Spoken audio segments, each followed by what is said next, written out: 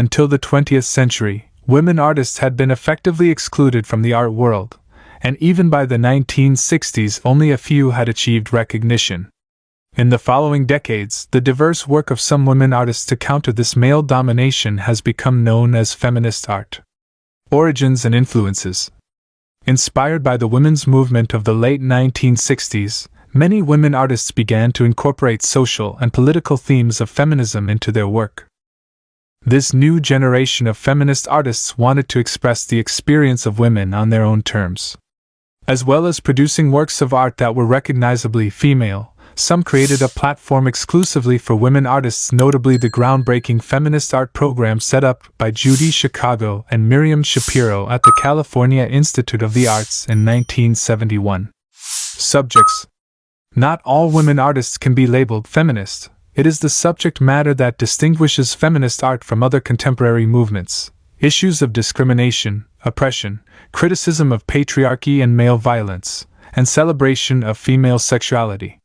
The imagery is necessarily often sexual, but challenges the stereotype of woman as an object of male erotic desire or fantasy. Style, medium, genre. No specific style, medium, or genre is associated with feminist art, although more avant-garde forms have tended to predominate. Some feminist art uses the traditional media of painting and sculpture.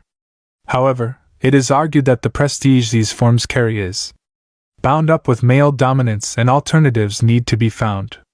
Certain feminist artists have adopted the devices of the mass media to present their message in an immediate, accessible form. Feminist art has also emphasized needlework, ceramics, and other crafts traditionally associated with women, and not previously regarded as fine art, exemplified by Judy Chicago's The Dinner Party, 1974-79. Women's liberation. The women's liberation movement emerged in the late 1960s. Women's identity and experience were the issues feminist artists felt compelled to address. Feminist art.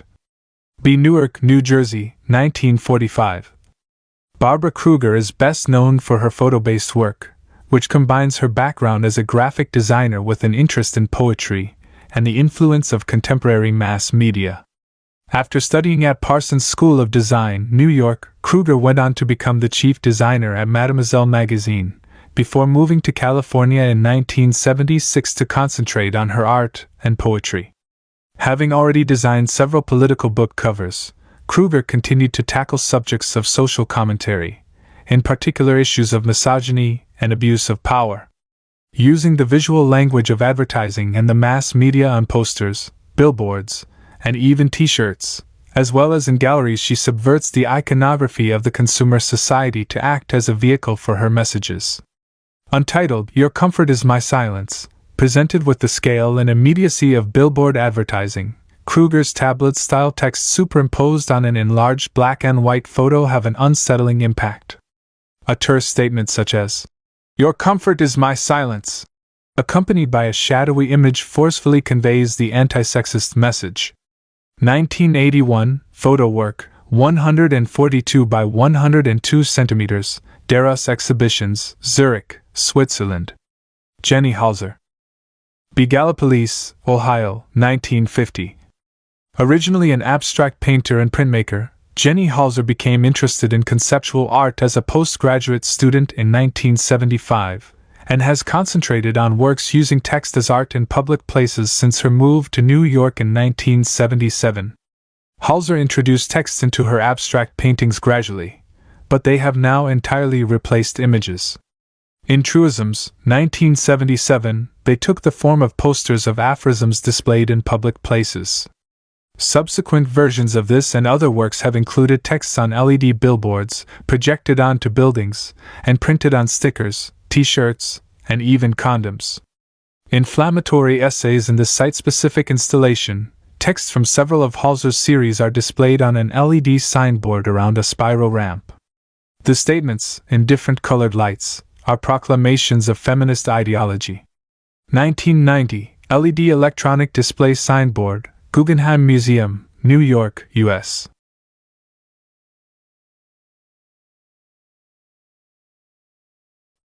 Louise Bourgeois. B. Paris, 1911. The parents of sculptor and painter Louise Bourgeois restored tapestries in Paris and encouraged their daughter to assist them by providing designs for missing or worn sections.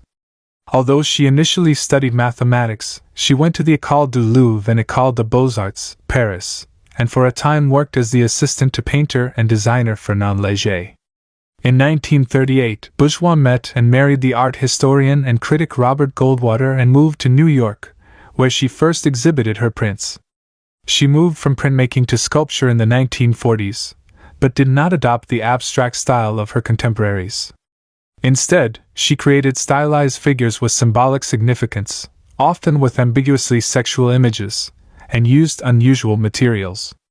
After the death of her father and her husband in the 70s, Bourgeois' work became overtly feminist, notably in Destruction of the Father, 1974, and she gained considerable critical and public acclaim. She has continued to work into her 90s, producing popular large-scale sculptures. Lifeline. 1926 studies mathematics at the Sorbonne. 1938 marries Robert Goldwater, moves to New York. 1938-40 studies painting at New York Art School Art Students League. 1949 stages her first exhibition of sculpture.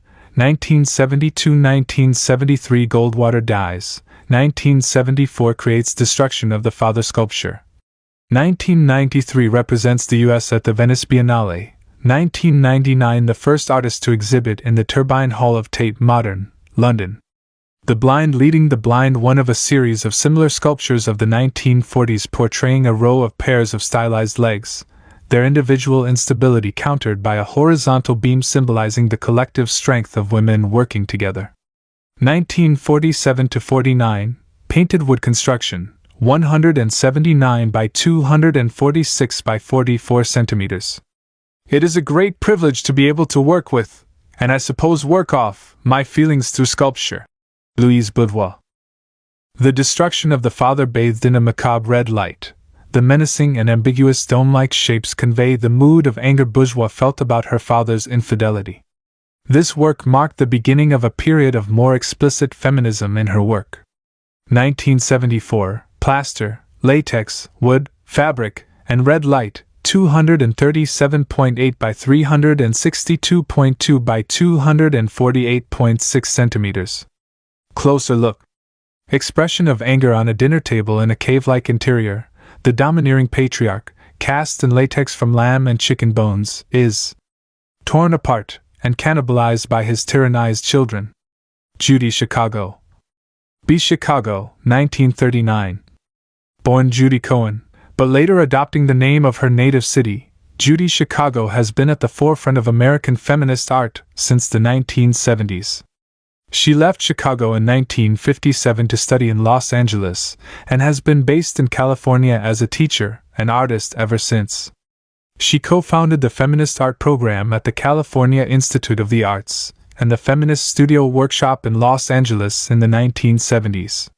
Chicago's political commitment has always figured largely in her art, and the themes of feminism and oppressed minorities have inspired many of her most important works. The success of The Dinner Party, 1974-79, and Holocaust Project, 1993, has established her as one of the major figures of contemporary American art.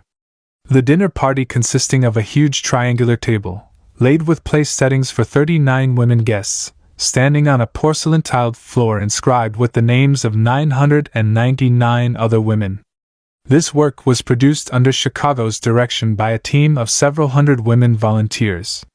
1974-79, installation, Elizabeth A. Sackler Center for Feminist Art, Brooklyn Museum, New York, U.S. Closer look. Place settings. The 39 place settings each have a plate and table cover, individually embroidered with motifs associated with a particular woman. Chicago purposely chose ceramics and needlework, because these are crafts traditionally associated with women. In context. Simone de Beauvoir, the French author and philosopher, was a seminal figure in European feminism, whose analysis of women's oppression in the second sex, 1949, became a cornerstone of feminist philosophy in the 1960s and 70s.